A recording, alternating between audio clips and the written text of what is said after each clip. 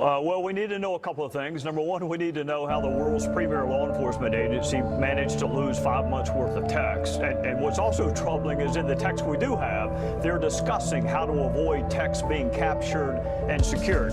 So what's missing is important, but also what's there is important. It is manifest bias, not just against Trump, but against his kids, against his business interests. There's a text where they hope the Trump hotel fails. That is a level of bias that you rarely see and you never see from law enforcement officers.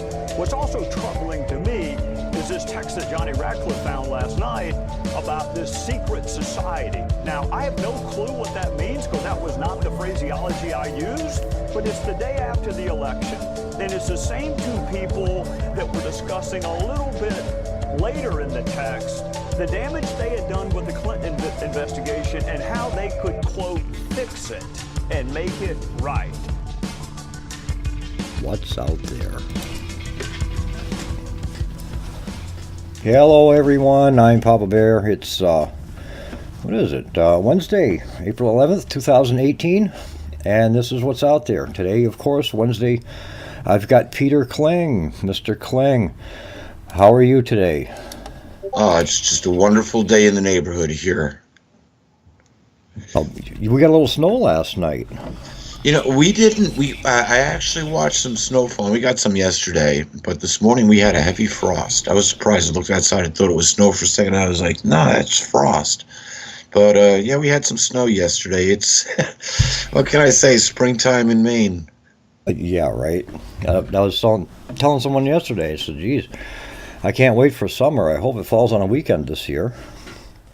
It would be nice. I didn't check. What day is the 4th of July? It's a good question. Yeah, I'll check that out.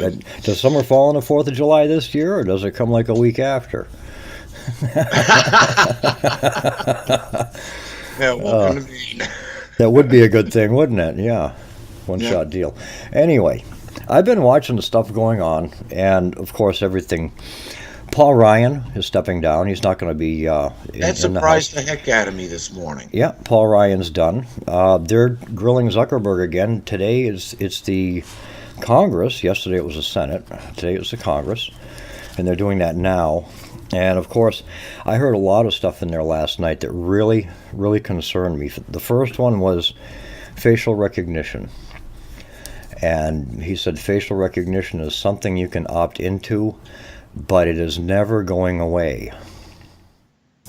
And that told me a lot. And also the fact that they're using a lot of AI for sorting and things like that. That bothers me too, because everything has to be set. You know what I mean? It's like a program. It has to be programmed in. You know, garbage in, garbage out, right? Yeah, well, let's take a look at this realistically, Barry. Just around the year 2000, I forget exactly, 2000, 2001, a patent was issued, and I don't recall who it was actually issued to, but the patent was issued to control human physiology through computer monitors. Uh-huh. Now, this is 18 years ago. How has that technology increased over the last 18 years? If they could control your physiology, now your physiology means, your physical self, make you feel happy, make you feel sad, make you feel anxious, give you tension over something. If they can do that just by pulsing a signal through the monitor that you're sitting before. Right. Think of the productivity in work. Heck, if they could program your TV, your monitor at your computer screen at work, make you feel happy, make you feel, joyous, whatever Right. Just think of all the extra productivity they could get out of you. But now they can also do it to control our moods, control our temperaments, control whatever they would wish to control. Right. And then you look at how many kids or how many people have smartphones today. And you scratch your head and wonder, why does everybody have their head buried in a smartphone? Exactly, right. And, I mean, as a people, we like to be forgiving. Correct me if I'm wrong. Yeah, we're quick to forgive and patch up, unless for the generally speaking, There are those people who Exactly. you can cross who will keep a But chip on their shoulder for the rest of their life. right, but that's to our detriment because the more we forgive, the more they persist. It's getting totally out of hand. Believe me, they're not going to stop harvesting information. They're not going to stop doing the stuff and sharing it in platforms and this, that, and the other. They're just not. The only way you're going to get out of it is to opt out. And when you start opting out of stuff, you're going to find out you're going to get to one point where the service is going to say, well, you can't use us. Well, maybe it's better we just all opt out now. There are certain things that we can. Yeah, there are certain things that we can. We don't need Facebook.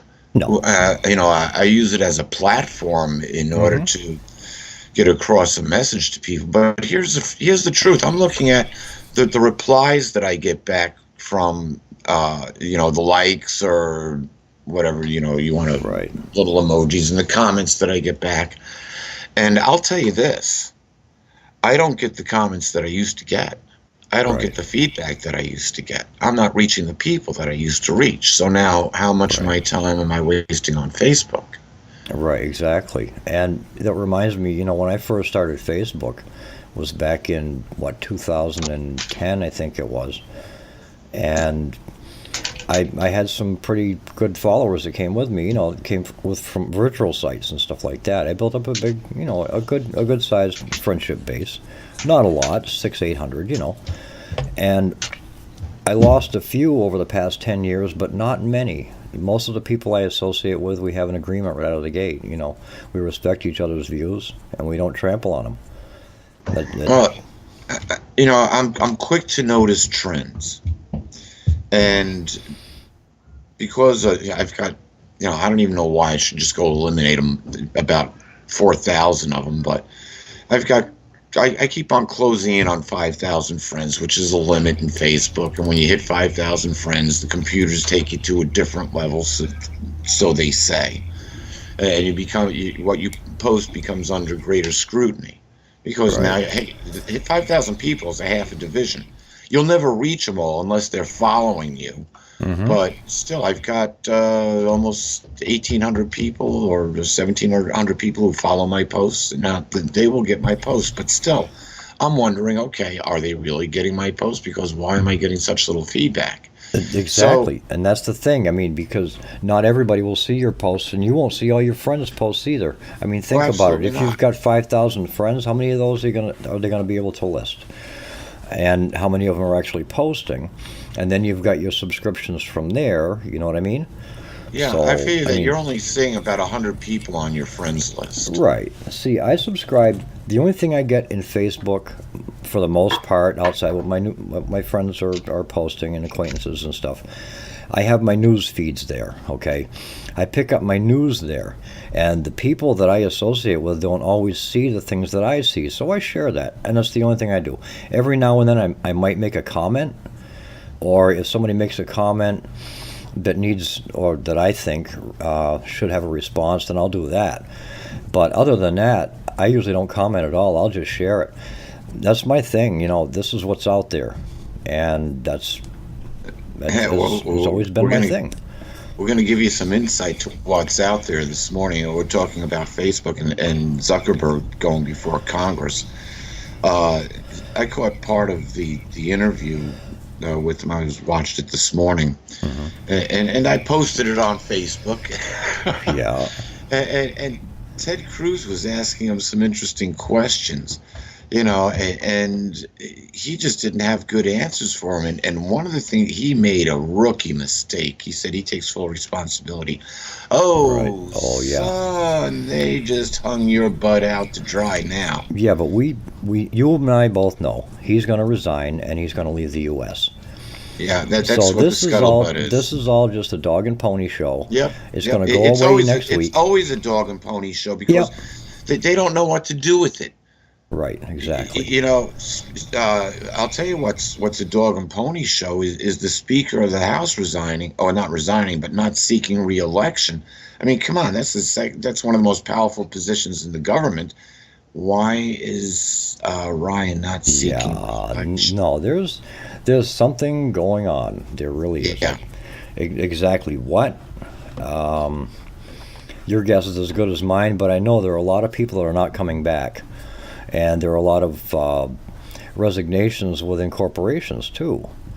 So believe me, there's stuff going down. There was another executive order that just came out. It's well, hold on just a second. Since September, around the end of September, there's been it's got to be close to 1,000 people have resigned very important positions. Most of them CEOs of companies. If you're a CEO of a company, people have worked their whole careers to achieve the position of CEO. You don't just step down. And usually if you're going to leave a company, you leave it with what's called a golden parachute. So you get stock options and all sorts of other things. You just don't resign your post. So, and these people are just resigning. What's going on? Right. Yeah.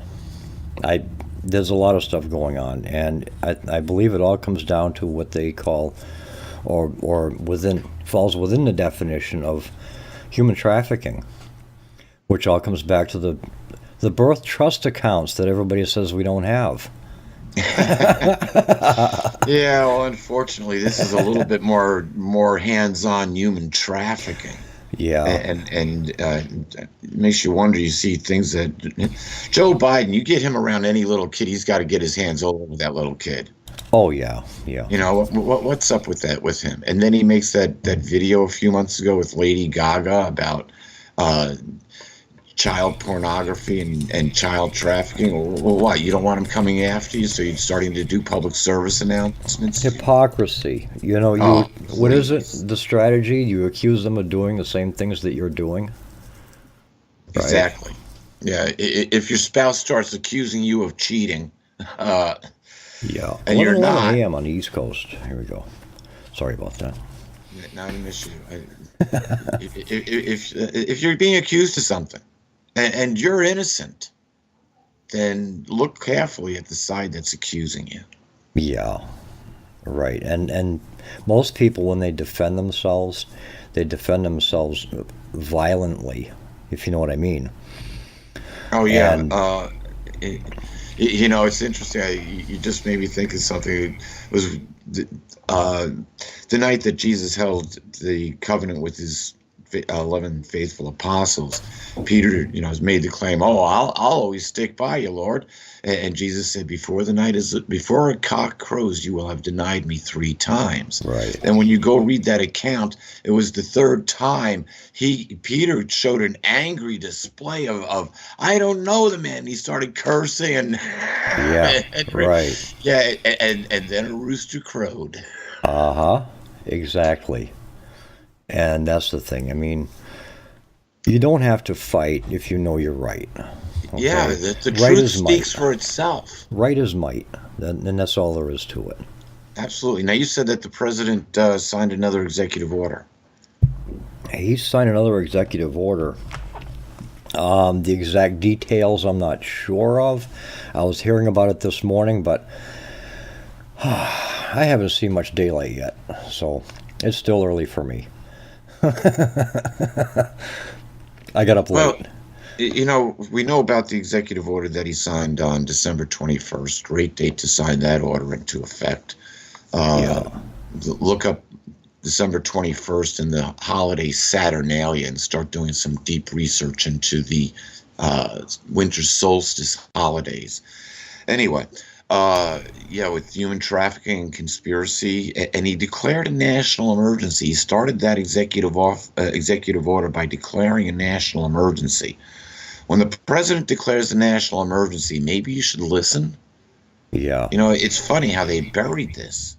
The mainstream media just buried this executive order. Talk about buried stuff. My God. McCabe, when they fired Andrew McCabe. Yeah. He was doing an investigation on Sessions. Oh yeah. He oversaw a federal criminal investigation into whether or not Sessions lacked candor when testifying before Congress last year. Whether he lacked candor, okay. Unbelievable.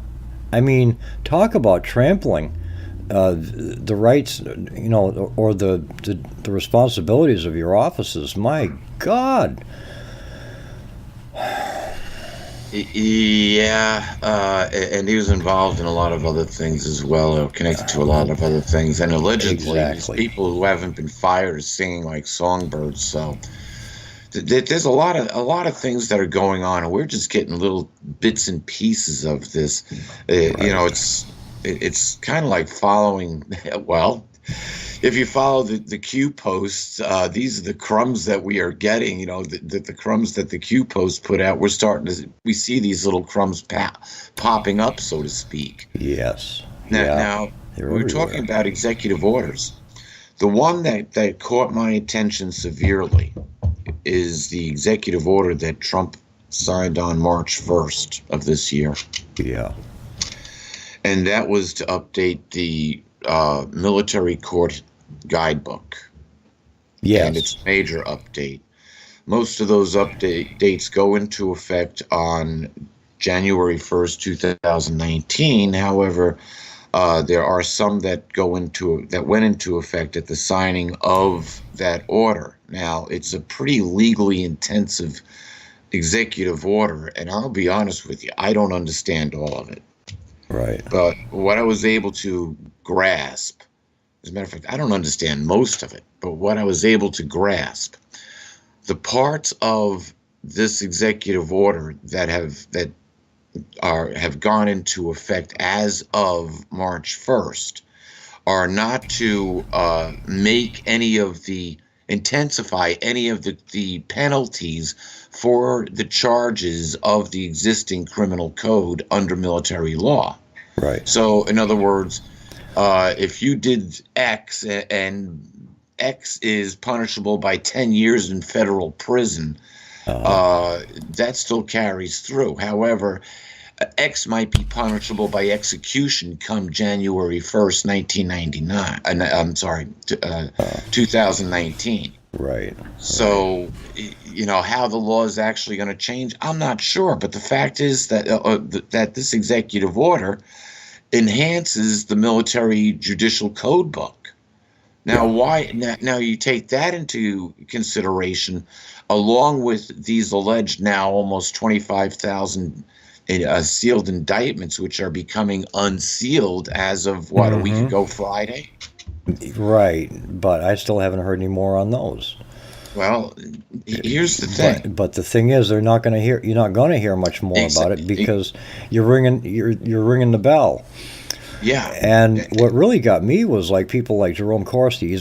Don't misunderstand me. The guy is phenomenal. He knows what he's doing. But the thing is, you don't put a plan in print before you recommend it.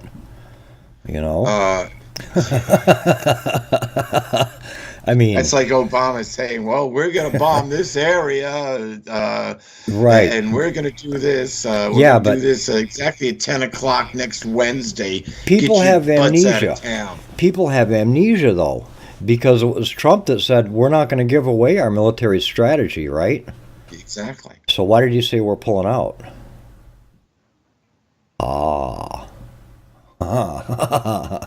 There's a reason for that. I mean, if you don't give away your strategy, why would you say you're pulling out?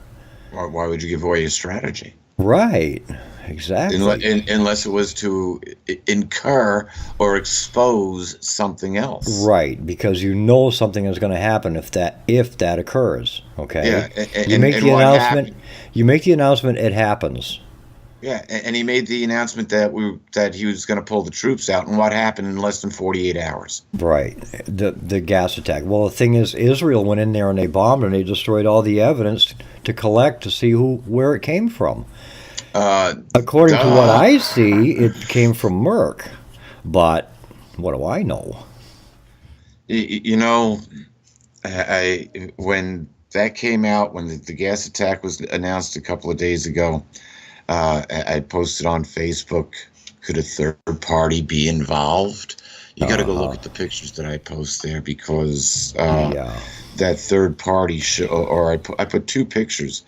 One of the people by the gas attack and the third one of a ballistic missile with the Star of David on the top, embroidered on the top of it. Right. Yes. And it was hours later that Israel struck.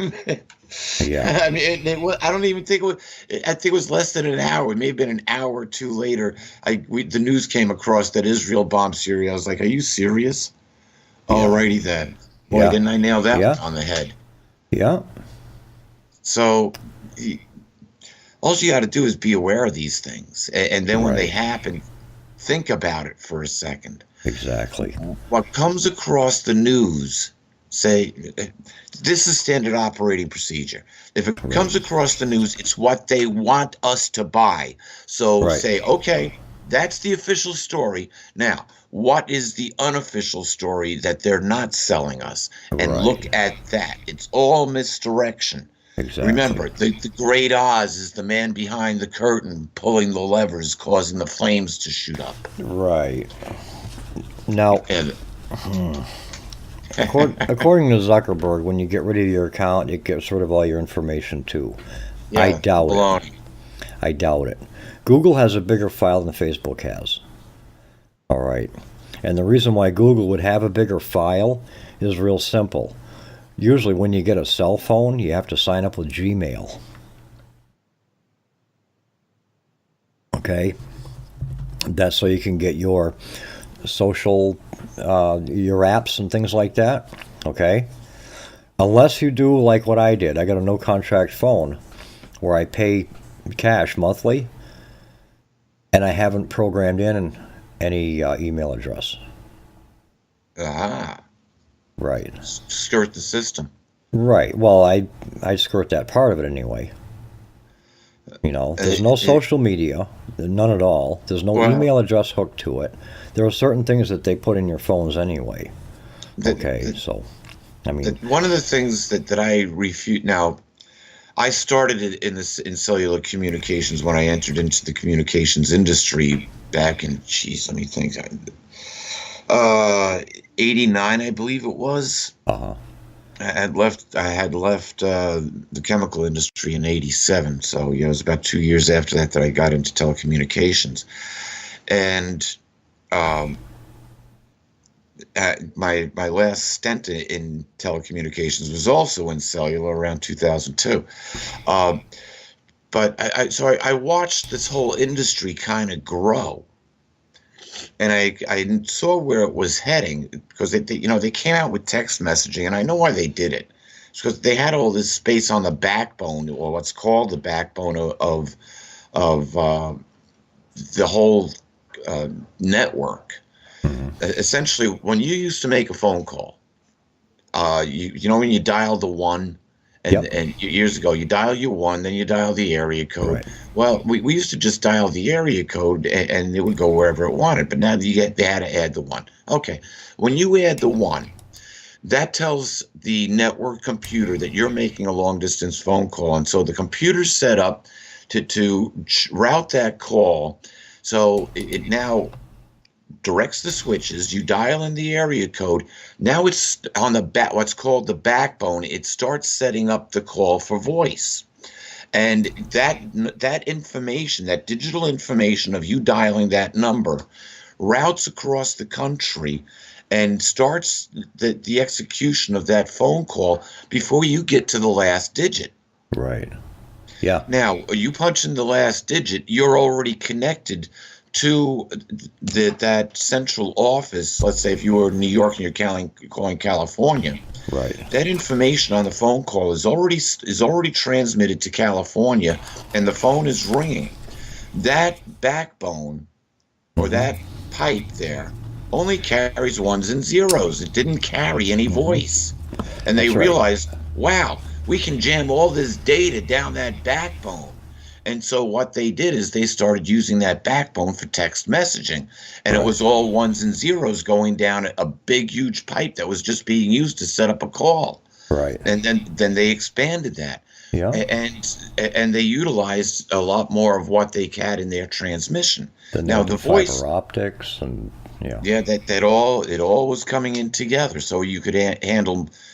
I was told back in about 1992 or 93 when I was taking a tour of one of the switching facilities, that with the fiber optics that they put in, that they already had strung up, that they would never have to add more because the technology would come along that would allow them to, they were using white light. Then they went from white light to using red, blue, and yellow, or the three primaries. And now they can, then they were able to split those primaries into additional colors. And so they just started adding color beams down that white pipe of light. Right. And each one of those color beams carries millions of conversations. Yeah. So, that's how they cram it all together. Right. It's although it's smoke and mirrors and magic wands, but so they have supercomputers to handle all this. And so all of that transmission is then taken and funneled into the NSA computers and stored. Think about that massive use of technology and come on, none of our life is private. So they need artificial intelligence to compile and handle all that information. Yeah, something that people haven't been filled in on, I guess, was that what's his name with Google went to North Korea to set them up with an internet system. Okay. So why would somebody from the U.S. who were supposed to be at war with North Korea, right? Why would we send somebody there to set them up with internet? Maybe because we're not at war with North Korea anymore. Maybe because North Korea isn't going to be North Korea and South Korea isn't going to be South Korea. Maybe it'll just become like Korea. It's a front. It's a front. It's all controlled. And I love that picture you posted on Facebook the other day. You see Trump standing there, and then you see a Congress full of clowns. And I'm like, oh, yes, sir. That's the one right there. Clowns in America. Yep, you were the only one that got it, too. Yeah, I know it.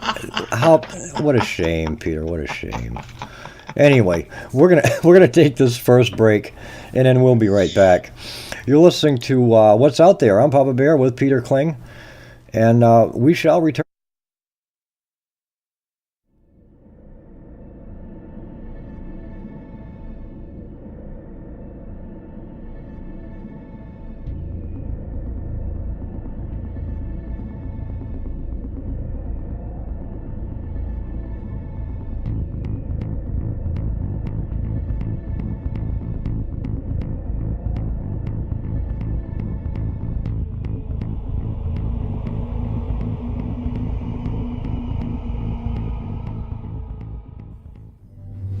Let me assure you that our priority will remain to ensure stability and security. In order to ensure the security and continuing stability, security for Canadians. Galactic Empire!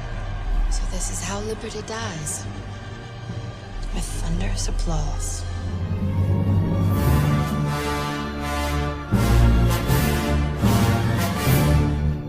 Attention LNM Radio Network listeners. Did you know that when you're on the road with limited data or Wi-Fi available, you can still listen to every minute of the LNM Radio Network by calling 605-562-4203?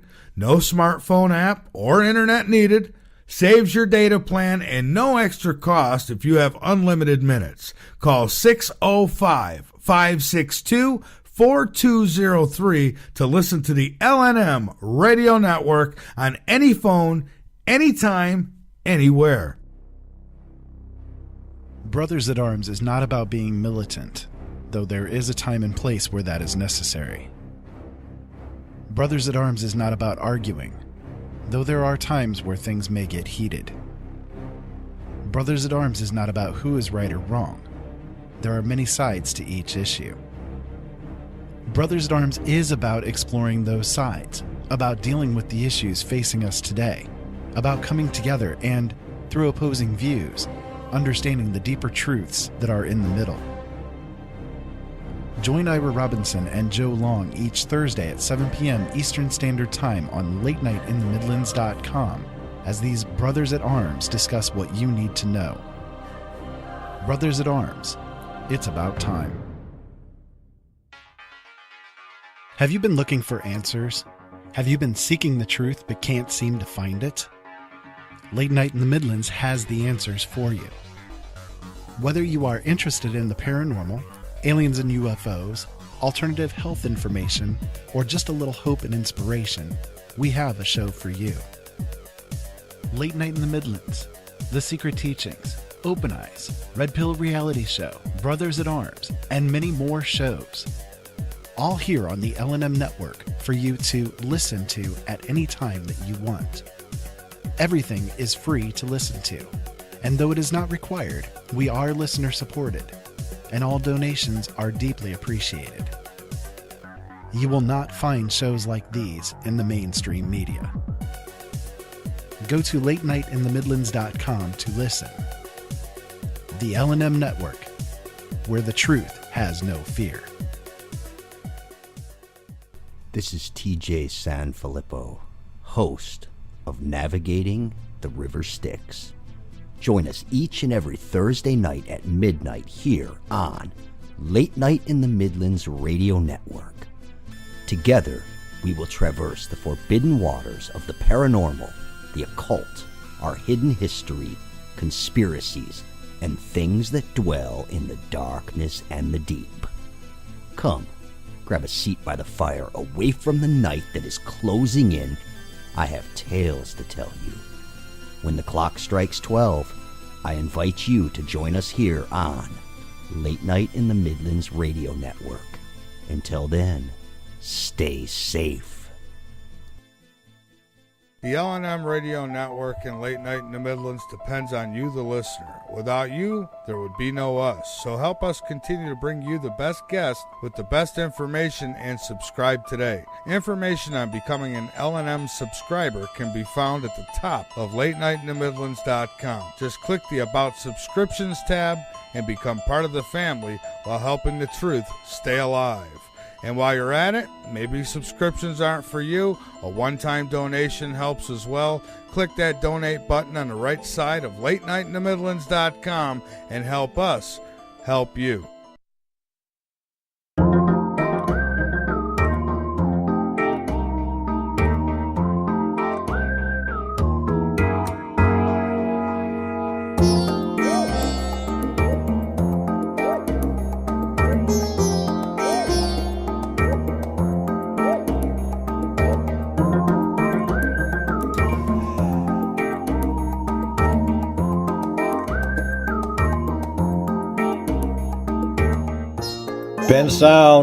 bensound.com is where we get the music. Kind of catchy stuff, I guess. But anyway, this is What's Out There. We're coming to you live on the LNM Radio Network, latenightinthemidlands.com, lnmradionetwork.com. Let's see, you can catch our replays. We're also on TalkStream Live, so if you miss a broadcast, it will be replayed 12 hours after the live airtime on the LNM Radio Network. We also archive our shows here at What's Out There on YouTube. So go to YouTube channel What's Out There, and you can see what we've put in there. Also, if you go to lnmradio.com, lnmradionetwork.com, there's a new chat, and it's the Discord chat. So hook up with the Discord chat and join, and you can catch us there in the chat and live in the chat room. And if it's not April 11th, Wednesday, between 11 and noon, it's not live. And you probably already know about the Facebook page. But anyway, we're going to get back to it here. Before we went to break, I was talking with Peter. Don't ask me about what. Welcome back, Peter. Thank you. Oh, I'm sorry, I forgot. WCET 101.7 FM, Columbia Talk. We can't leave them out. They're the mother station. Go ahead. Okay. Slap my hand. You know, something that we were talking about was what Trump had issued, the executive order on March 1st and updating military judicial guidelines, or the judicial handbook. with all these indictments that are going out, they're going out by the government. And the last thing, one of the things that we talked about here, actually during the break, is Jerome Corsi. Now, he's been doing a lot of Q posts, and honestly, I don't know what it is about Jerome. God love him.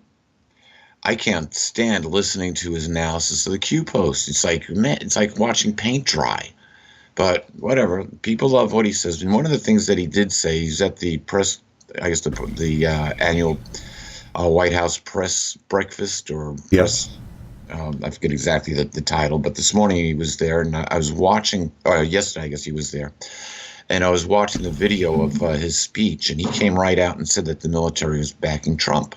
Yes, yeah. Jerome Corsi isn't holding anything back, and I don't know if that's good or bad. Like I said, he tries to talk with Trump, and has made contact, but he's trying to get him to use his plan that was outlined in his book. And I'm like, well, why would you put a plan in a book and ask him to go by it?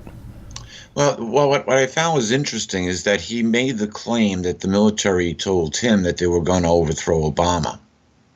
Okay. And then they decided not to. Now, this is 3 years before the election, because they just couldn't stand what he was doing to the military. Right.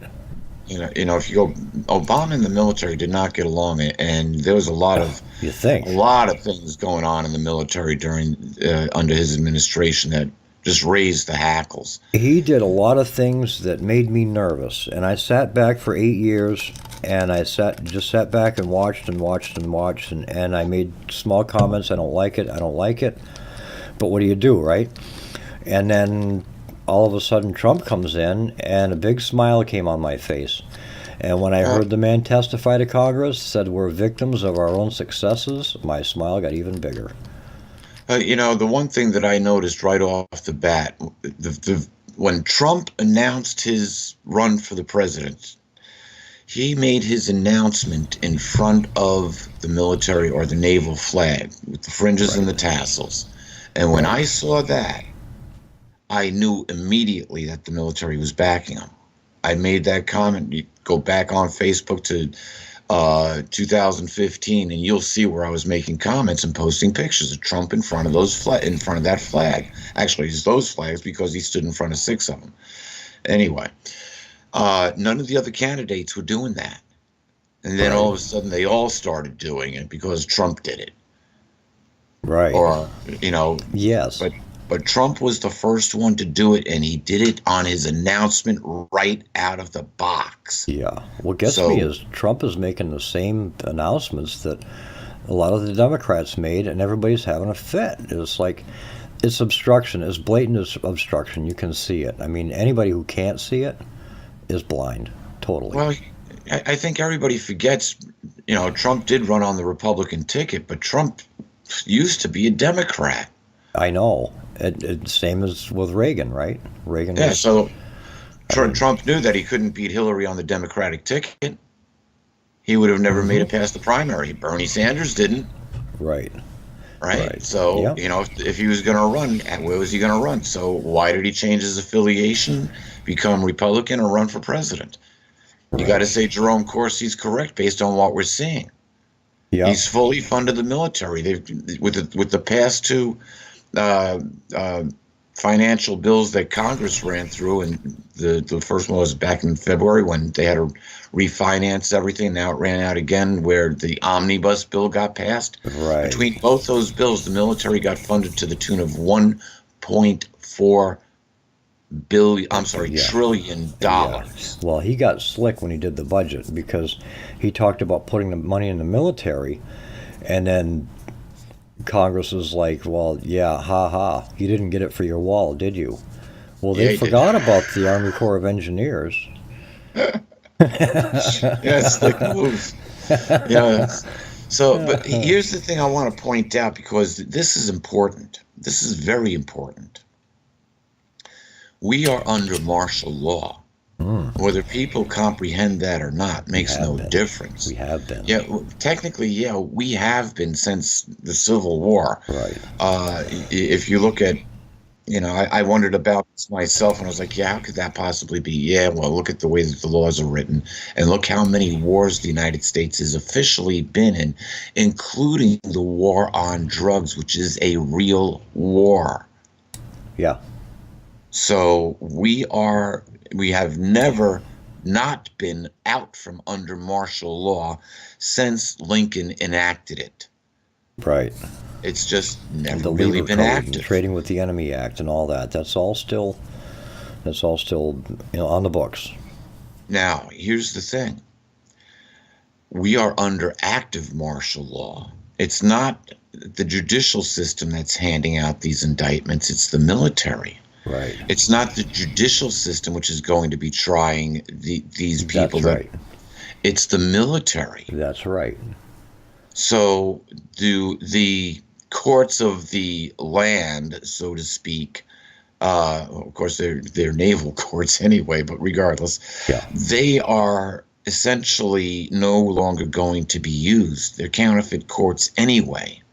That's right. And they did the trial and error after the Bankruptcy Act of 1933. 1936 is where they start citing cases because of the Bankruptcy Act. And, of course, Tompkins versus Erie, right? That was the first lawsuit that was settled within the state line, or with the federal, using the federal guidelines.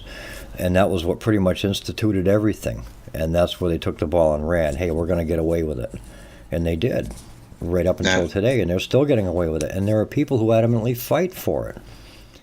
Which surprises me, because a lot of them are veterans. You veterans, you're fighting for your freedoms. You're fighting for the freedoms of our country, supposedly, and then you come back here and you gladly volunteer. As a matter of fact, you'll stick a gun down someone's throat who doesn't volunteer to follow by their rules. That's what gets me. Well, that's what gets me. And this is all going to change. But here's something we really need to be careful about. Right now, the vast majority of the people in America have no clue that we're under active martial law. And I'm pretty sure Trump would just soon keep it that way. Yeah. Until they get all these people rounded up. But however, sooner or later, famous, or maybe we should say infamous people, are going to be rounded up, accused of treason, and hauled off. Mm-hmm. People like Hillary, Obama, they've both committed treason. Yeah. Yeah. And there's actively warring against the United States. Yes, that is treason. Yes. So when we saw the fallout from Hillary not being elected president. Could you imagine the fallout of Hillary going to Guantanamo? Yeah, well, but it's not. You say the fallout. I mean, yeah, we're still getting fallout from it, but what's making it worse are the people that are paying the crowds to keep protesting. Now the plot thickens. The money's going to run out. Well, they're going to seize that money. But here's the problem. They've already funded and created the issue. Right. Come on, Antifa wasn't born yesterday. It was born the day before yesterday and funded for infinity number of years until that money can be taken out of circulation and control. Right. All of these progressive groups that have been funded by Soros and Zuckerberg, both. Zuckerberg, gave away 99% of his wealth? Yeah. Oh, is that why Soros and the Rothschilds and all are investing in cryptocurrency now? Yeah, so you can't steal it? Just shut off the computers, idiots. Yeah, so that they'll make up their money either way, right? Yeah, and they're running. The rats are running. Mm-hmm. So, what are they going to hide? You can't hide gold in No, you can't hide gold in your computer. I mean, but you've got a whole lot of people who are claiming to be patriots out there buying cryptocurrency, and it's like, you're crazy. You're not a patriot and doing that stuff. Forgive me, or don't forgive me. Don't. I don't care. If you want to be a patriot, hold it in your hand. Yeah, seriously, buy yourself a good old American silver dollar, a silver eagle, 0.999% pure silver. Now you Silver, got gold, something. doesn't matter. It's a hedge. It's a hedge against inflation. Basically, it's going to hold its value. So that 4 cents, that dollar bill that you've got now is worth 4 cents. Well, my silver dollar is worth more than 4 cents. Papa Bear, I got advice from the daughter of one of the most wealthy families on the planet. And she got this advice from her father. And this advice came, somewhere around 6 years ago. And we were talking about silver and gold, and I would have expected that she would have told me to buy gold, and she didn't. She said her father said invest in silver. Yeah. This is coming from one of the richest people, one of the richest families on the planet. Right. Huh. Why would father be telling daughter to invest in silver and not gold? Right. Exactly. Yeah. So that caught my attention. Here's what told me to buy silver. I can't afford gold. Yeah, exactly. That's what told me to buy silver. But here's the thing. Think of it, us as commoners, if you want to call it that. Yeah. That might give you an idea where I got this information from. But us as commoners don't have the ability to invest in large amounts of gold for the most part. Right. We have a hard time separating with anything and making ends meet at the end of the month. Yes. Or a week or whatever. Now here's the other side of the coin. The working people in America 100 years ago carried what in their pocket? They got paid typically $1 a day, and that was a silver dollar that they got. Yeah. And so the Army paid $30 a month. And they paid in silver. Yep. So that was the common currency. That's why there's so many old silver dollars that you can go and collect. There are millions of them out there. Yeah. It was the common man's currency. Right. And you see, so what do you want to have as the, quote, common man's currency? You know, you walk up to somebody with a $20 gold piece and you're liable to die for it. Right. Exactly. I'm talking, you know, now, could you imagine if we have a total economic collapse? You walk up with a piece of silver that it's not so, it's commonly seen, it still looks like an American silver dollar that our great-great-granddaddies used to pass around. Yeah. And so it's easily recognizable, and it's got marked on what it's worth, and you can go to the price of silver, throw it on a scale and say, pay me, or trade with me. Right. See, I mixed my silver. I've got silver dollars, and I also have some silver rounds, but they are marked 1 ounce. 0.999 fine. Yep, and there's different strategies to use. Yep. I figured, you know what? If it's got the mark of the U.S. Treasury on it, it'll be more readily acceptable. Well, yes, all coin, quarters, dimes, nickels, whatever they're made of today, that is the only real money that you have because it comes from the mint. Okay. Personally, I've been pushing aside copper pennies just in case copper decides it's going to go up. I'm separated. I've got them all separated. 2-to-1 now. And not only that, but the zinc ones, with a little bit of talent, you can turn them into batteries. Yeah, you can. Yeah. You scrape off 1/2 of them, about 10 of them, and you stack them with that scrape side toward the next one scrape side down, put in a piece of damp cardboard, slap another one on it, a piece of damp cardboard, and you keep going in succession. By the time you're done, you'll have a piece of zinc on the bottom and a piece of copper on the top and a battery. Yep. There was 3rd grade. I made a zinc battery for the science project. Yeah. So. Exactly. It's little stuff like this. It's like, aren't you afraid you can't get power? It's like, I can get power anywhere. I've got a generator. I've got a truck. I've got battery packs. I can make power. I've got magnets. I bought magnets just in case. I got copper. With a magnet and copper, you can make all the power you need. You know, Barry, I'm not that concerned about it, and I'll tell you why. No. When I first came up to Maine, I was 10 years old, and we wound up staying with this old timer. My dad used to come up here hunting, and so, you know, hey, it's summertime, let's take the kids up. And so we all came up to visit the old timer because he lived by himself, and he loved having people up here just love socializing.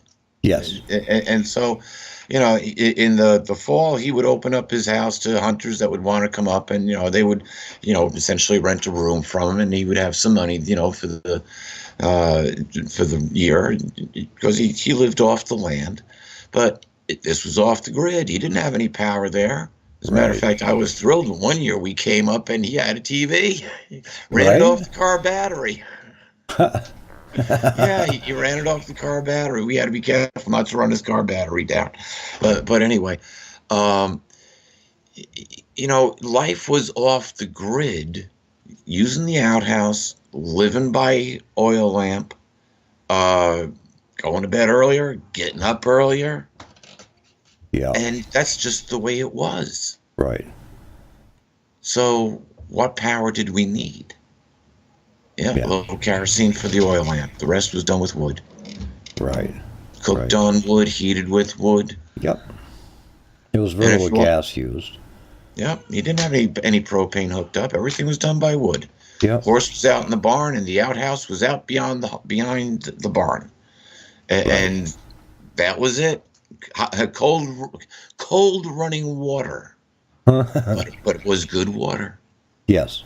It was good water. So, you know, all the time, virtually, even during the summertime, he had that stove going because he heated up his water. Right. You know, you have cool nights, a lot of nights during the summer, and yeah, you might want to have the stove going and just to take the chill off the house. There's no insulation in it. Right. It's 150 years old. You know, so that, you know, power's overrated. Get away from it. This is like one of those rookie things that you just don't think about. Yeah.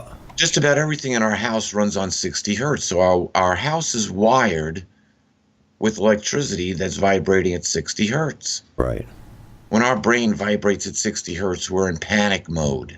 Right. That's gamma. Yeah. So we live in a shelter where we surround ourselves with the vibration of panic mode, and we call it home. Right. Yeah, you know, it's interesting. Moving off the grid, and I know we're kind of off subject here. I guess, you know, we'll save this for another topic, but the more self-sufficient we can become, the more less affected we are by what is going on within society. Mm-hmm. And let's face it, we are under martial law, whether the people know it or not. And it's Trump's plan to keep martial law as quiet as possible. Right. But sooner or later, the realization that these people, right, you don't just go lock up or arrest 25,000 people and don't think that nobody's going to notice. Right. Hey, on another note, since the clock is winding down here, I just want to make note that if people who are in the oil industry are looking for work, they'll probably find it in North Dakota. Central North Dakota, northwestern North Dakota, there's big oil patches up there, and they're looking for workers. Okay.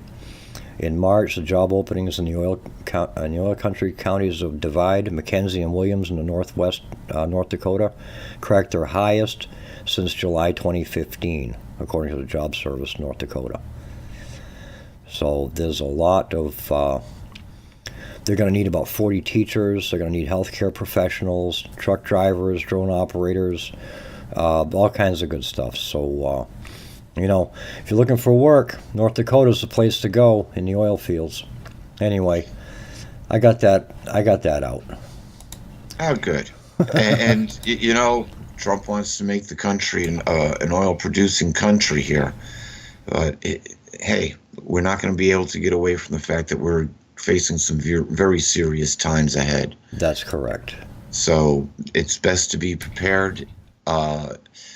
Prepare for the worst, expect and pray for the best, and hopefully everything will work out just fine. Well, we know it does in the end, but there's going to be a lot of people that are going to become very scared when they see these things happening. They're not going to know what to do. So we're going to have to cover that in another show. But until then, hey, read Letters to Earth. The future is yours. And on that note, I'm going to say that's what's out there. Well, thank you, Peter. Today is, of course, Wednesday, April 11th, 4/11/2018. What's out there? Keep your eyes open, people, because there's a lot of fake news out there, and I know, Trump's thing, fake news, but listen to it. Use your mind, unfold it. Don't take everything that you hear as gospel. I know people don't anyway. As a matter of fact, when they'll tune into Fox, they'll talk about how much BS it is and how much they'll hear from other people just because they're who they are. But take into consideration what they're saying. I remember watching a UN speech years ago that had the Iranian leader, Ahmadinejad, and also Gaddafi. And I did not want to listen to them. I refused to listen to them. It took me 3 months before I would actually listen to what they said. And when I did listen to them, I slapped myself for not listening to them earlier. So this is what people can surprise you. Keep your eyes open, keep your mind open, keep your ears open, and remember, nothing is good, nothing is bad, it just is. And then how it's applied from there. Anyway, I'm Papa Bear, and that, my friends, is what's out there. Well, we need to know a couple of things. Number one, we need to know how the world's premier law enforcement agency managed to lose 5 months worth of text. And what's also troubling is in the text we do have, they're discussing how to avoid text being captured and secured.